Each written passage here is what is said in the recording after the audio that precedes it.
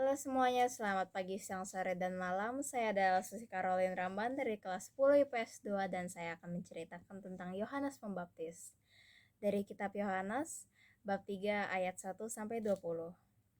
Dan tahun ke-15 dari pemerintahan Kaisar Tiberius, ketika Pontius Pilatus menjadi wali negeri Yudea dan Herodes raja wilayah Galilea, Filipus, saudaranya, raja wilayah Iorea dan Drakonitis, dan Lisanias, raja wilayah Alibene.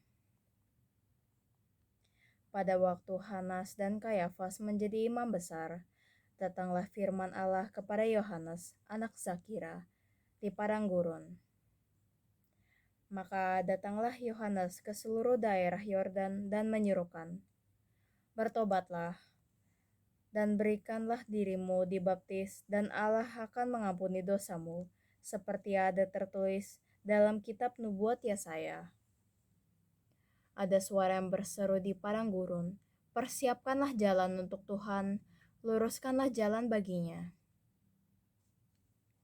Setiap lembah akan ditimbun, dan setiap gunung dan bukit akan menjadi rata. Yang berliku-liku akan diluruskan, yang berlekuk-lekuk akan diratakan.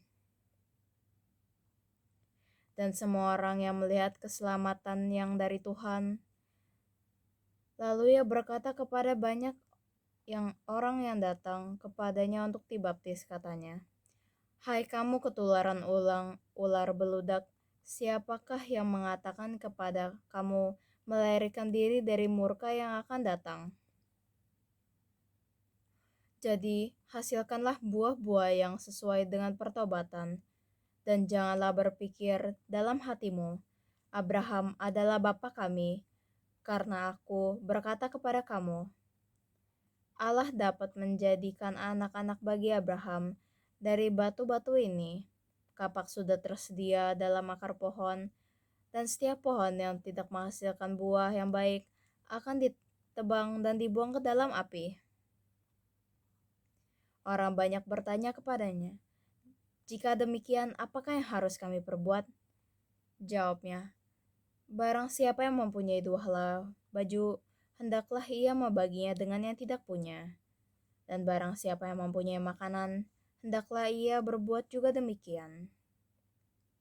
Ada juga pemungut cukai untuk dibaptis, dan mereka bertanya kepadanya, "Guru, apakah yang harus kami perbuat?" Jawabnya, "Jangan menagih lebih banyak daripada yang telah ditentukan bagimu." Dan prajurit-prajurit bertanya juga kepadanya, "Dan kami, apa yang harus kami perbuat?" Jawab Yohanes kepada mereka, "Janganlah merampas dan janganlah memeras, dan cukupkanlah dirimu dengan gajimu."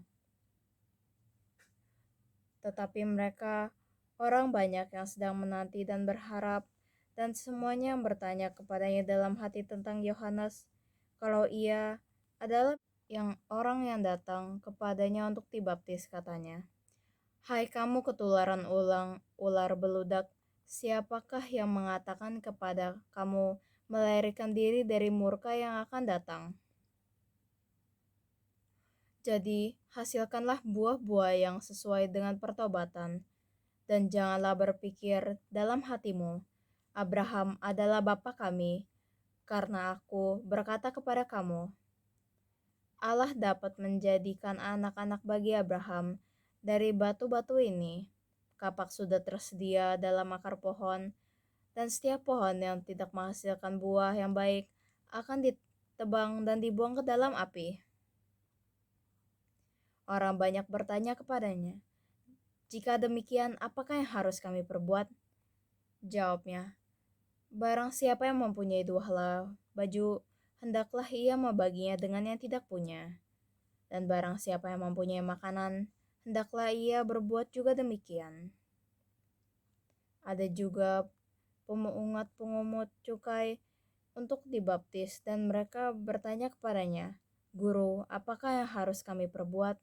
Jawabnya, "Jangan menagih lebih banyak daripada yang telah ditentukan bagimu." Dan prajurit-prajurit bertanya juga kepadanya, "Dan kami, apa yang harus kami perbuat?" Jawab Yohanes kepada mereka, Janganlah merampas dan janganlah memeras, dan cukupkanlah dirimu dengan gajimu. Tetapi mereka, orang banyak yang sedang menanti dan berharap, dan semuanya bertanya kepadanya dalam hati tentang Yohanes, kalau ia adalah Mesias.